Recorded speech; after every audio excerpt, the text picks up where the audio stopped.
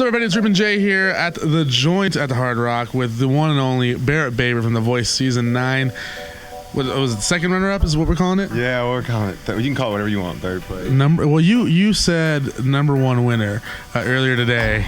I was kidding. You were kidding around, but I mean, you've actually, I think you've done the most since the season's ended. With you have a single out called "Kiss Me Hello" out on iTunes, and then you're here at the Hard Rock, the Joint at the Hard Rock with Rascal Flats. I mean, briefly tell me, have you had a chance to sleep since The Voice? No, I need a nap.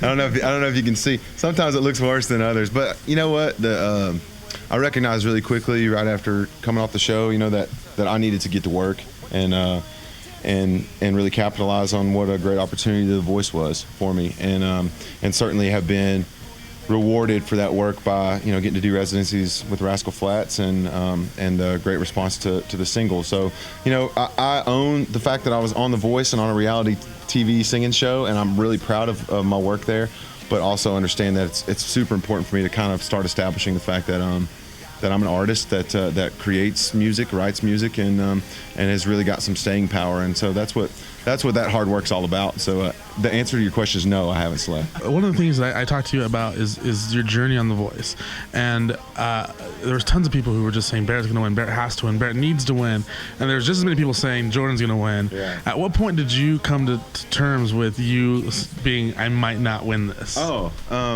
I never, the truth is I never really expected to be the winner ever. I never thought that.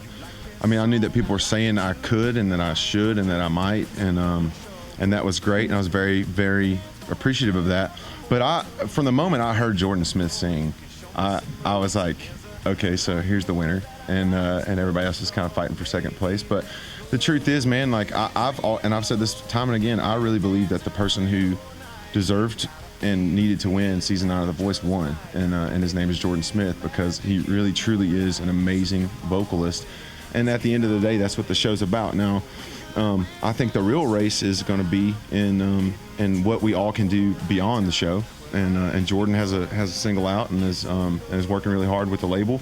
And I'm grinding away and getting after it, playing shows and releasing songs myself. I'm sure that Emily's working on projects, and I know that Jeffrey is as well. So that's going to be an interesting race to see who wins that that contest, and honestly that's the most important contest, and I think all of us can. I think we can all find success, and I hope that they do.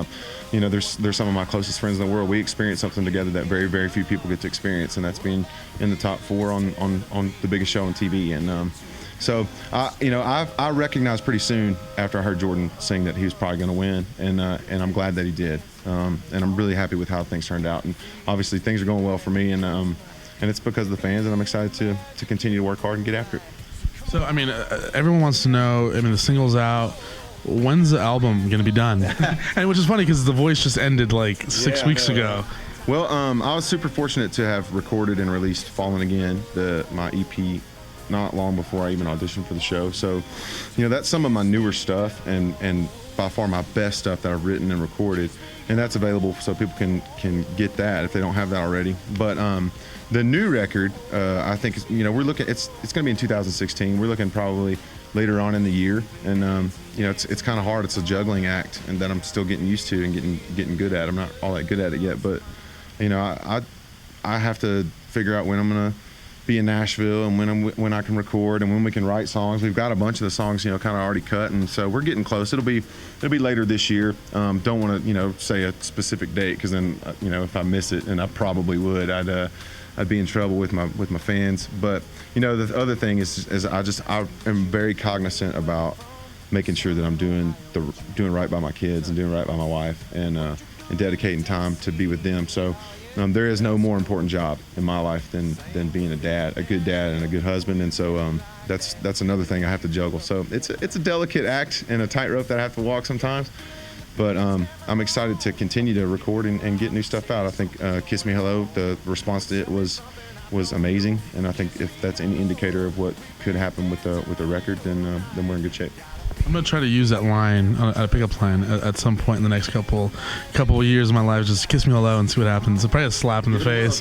But I want to ask you, at what point did you realize that you actually had? I mean, because "Kiss Me Hello," the first couple lines, to me, I haven't heard a song kind of do that conversational singing, you know. So how did you come up with the song idea and then that melody in the beginning? Kiss Me Hello was born like most songs that I write out of a title. My co-writer Kenny Lamb and manager and producer who produced the record, he had this idea, man. Have you ever heard anybody say "Kiss Me Hello"? And it was funny because I was like, "No, man, that make a good title." And we started talking about it and just kind of started delivering that really rapid fire thing. I think, you know, it was Southern Ohio, but you were born in Kentucky, home. You know, we do that thing. That's kind of popular and radio friendly these days. You know, Sam Hunt does a version of that, and he's got some. You know, he's found huge success. And we weren't really chasing that necessarily. It just kind of felt like a cool poppy thing to do, and came up with that great lyric. You know, "Kiss Me Hello," and it's been so cool to see it and people respond to it. And radio stations starting to play it, and that's all independently done. You know, I'm not signed to a label, and that's a hard thing to do when you're not signed to a label, to get radio stations to play your music. And that, I think that speaks to how great the song is.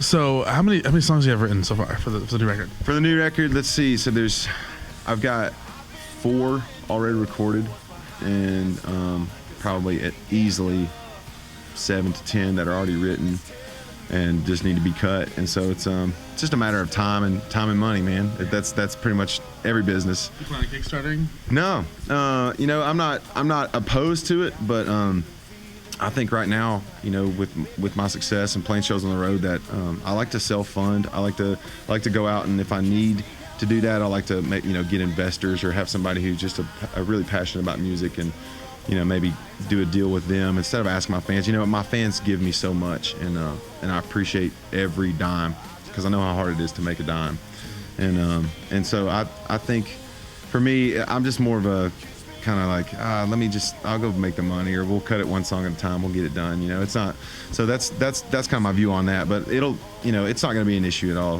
getting it funded and getting it cut. It's just a matter of getting over Nashville and getting it done, and deciding at that point if we're working with the label or not, what we're going to do. You know, are we going to release it under a label or independently?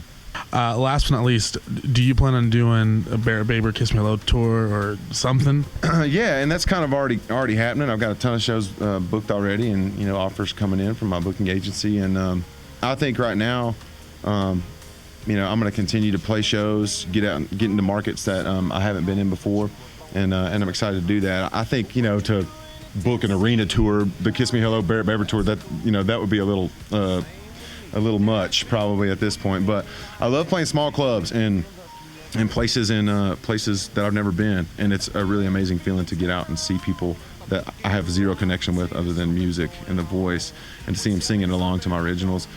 That's an amazing thing, man. It chokes me up even thinking about it, to know that there's people out there that are buying my records, and I appreciate them very much, because it really is. It's buying diapers. Every time you spend $1 on Barrett Baber music, you're buying diapers and you're in baby wipes and all the rest of it, man. It's not just going to some guy, you know, in an office somewhere. It's going to me, and I appreciate that very much. Putting groceries on the table. Last question. What have you learned doing this residency here at the Joint? With Rascal Flats, by the way. Yeah, I've learned that 3 weeks in Las Vegas is a long time, and it's a lot of fun. And man, I tell you, I've learned a lot about myself as a person, and really have found that music, man, is such a great connector of people, and something I've always known in my heart. But really, every time I play a show like this, it proves it to me, because I step out on that stage, and I have 35 minutes to connect with the crowd. That's 8 songs, and, you know, 6 of them are originals and 2 of them are covers, and it's so cool to just see that happen before my eyes, and see that I'm winning people like that one at a time, one crowd at a time. People are falling in love with the music that I make, and that's a humbling thing for me. And it's all because of music, and that's a universal language that we all speak. I'm really proud to be one of the people that gets to make it. Thank you so much. It's Barrett Baber here closing up. We got 3 days left here? Yeah. Man. 3 days, baby. It's crazy. Vegas. Yeah, tell all book. Ruben J here, live from the Joint here at the Hard Rock. Make sure you go to iTunes and purchase Kiss Me Hello, because his kids needs diapers apparently, and food and stuff. Make sure to like, comment, and subscribe. Hey, everybody, it's Barrett Baber, and you have just been buzzed.